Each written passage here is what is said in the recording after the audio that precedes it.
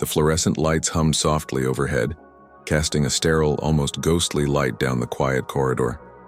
The smell of antiseptic lingered in the air, and the sterile walls echoed with the faint shuffle of footsteps. Ibrahim TRAORÉ walked the hospital hallways, his mind heavy with the weight of the world. As a man accustomed to the burdens of leadership, he rarely had time to consider the small, often overlooked lives that played out in the margins of his world. Yet today, it was different. Today he felt a growing curiosity, an invisible thread, tugging at him. It was late in the evening when he passed by the cleaner. The woman was small, her back bent as she mopped the tile floor with a rhythmic motion. Her name was Amina, and she had been working at the hospital for years, quietly tending to the place that housed the sick, the broken, and the dying. Ibrahim had noticed her many times before, always working, always silent, never speaking a word unless spoken to. But tonight there was something different about her. Amina's eyes, hidden beneath the mess of hair escaping her cap, looked tired. No, more than tired. There was something hollow in them, something weary that tugged at Ibrahim's heart. Her movements were deliberate, each one slow, as though she were dragging an unseen weight behind her. As he passed, Ibrahim hesitated. He had never stopped to talk to Amina, but something in his gut urged him to do so now. Maybe it was the loneliness in her eyes, or perhaps it was the way the hospital itself seemed to reflect the exhaustion in her. Its halls too long, too empty, too cold. "Good evening, Amina," he said, his voice unexpectedly soft, despite his usual command. Amina lifted her head slightly, meeting his gaze with a faint, tired smile. "Good evening, sir." Her voice was quiet, almost lost in the sterile echo of the hallway. Ibrahim paused, sensing that there was something beneath her smile, something unresolved. "How are you?"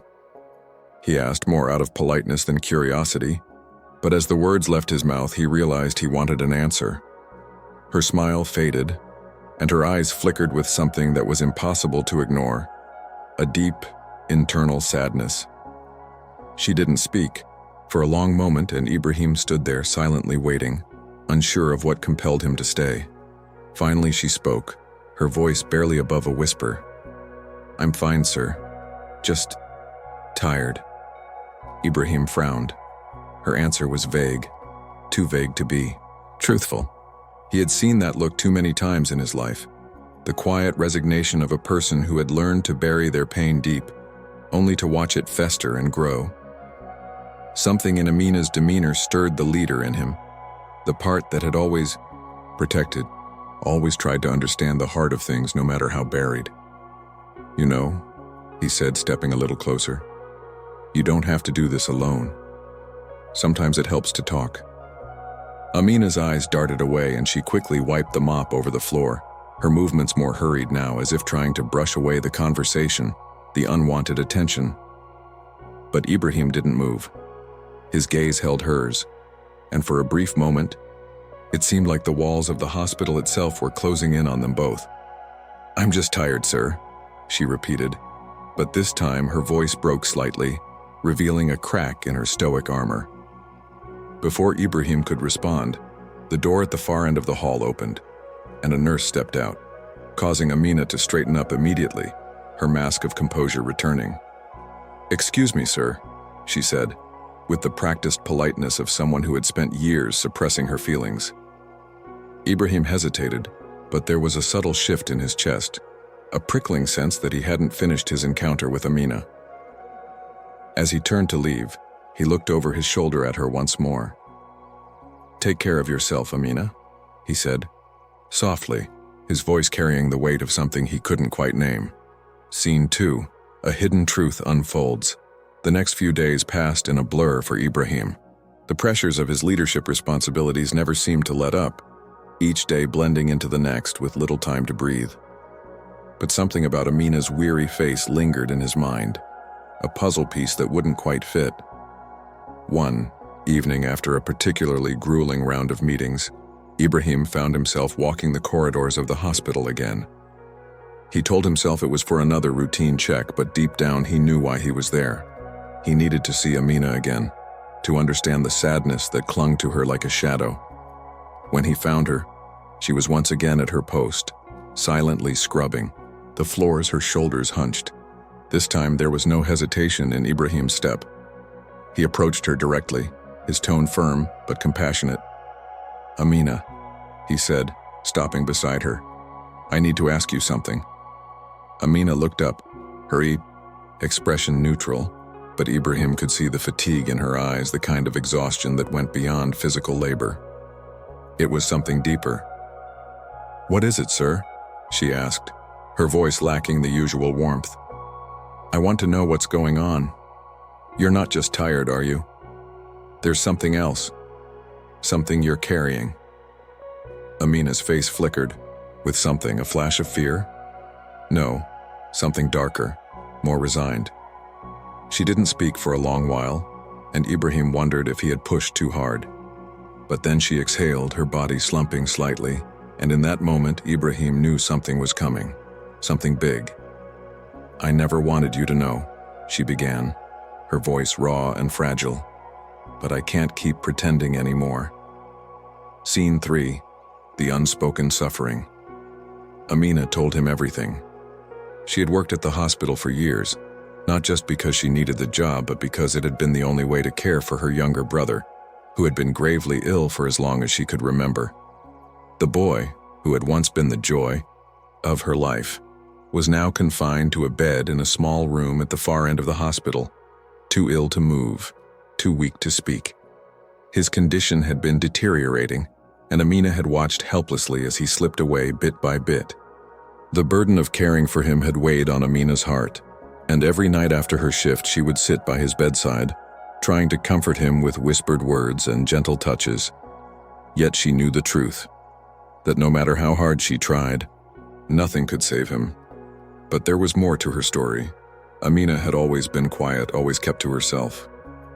But over the years she had developed a silent connection with the hospital staff, particularly with Ibrahim. Though he had never shown more than polite concern, she had noticed how his eyes always seemed to linger on her when he passed by. He had no idea what she was enduring, but his presence always seemed to offer a small measure of comfort, like a flicker of light in her darkest hours.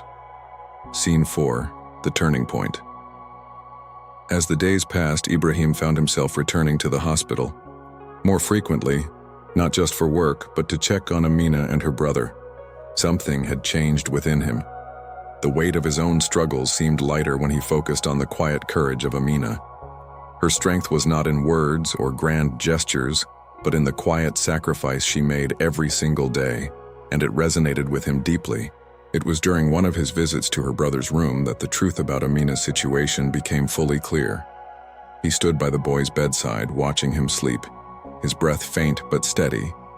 It was then that the nurse had come in and whispered that Amina's brother had only a few days left. The news hit Ibrahim like a punch to the gut. This young boy, this innocent life, was going to slip away, and Amina would be left alone to carry the weight of that loss. It was a cruel fate, one that made the very walls of the hospital feel like a prison. Scene 5. The final revelation. As the days passed, Ibrahim's visits became more frequent, and on the final day of her brother's life, Amina was standing alone by his side, her eyes swollen from crying. Ibrahim approached her, silently, not knowing what words could possibly offer solace. But as he reached her, Amina turned toward him, her face a mix of exhaustion and acceptance. "You don't have to do this alone," he said, his voice breaking the silence. "I'm here." Amina looked at him, her eyes filled with unshed tears. "I'm scared," she whispered. "I don't know what to do without him." "You're not alone," Ibrahim replied softly. "You're not broken. You're becoming." And in that moment something changed. The walls of the hospital no longer felt cold and sterile. They felt warm with the promise of healing, of compassion.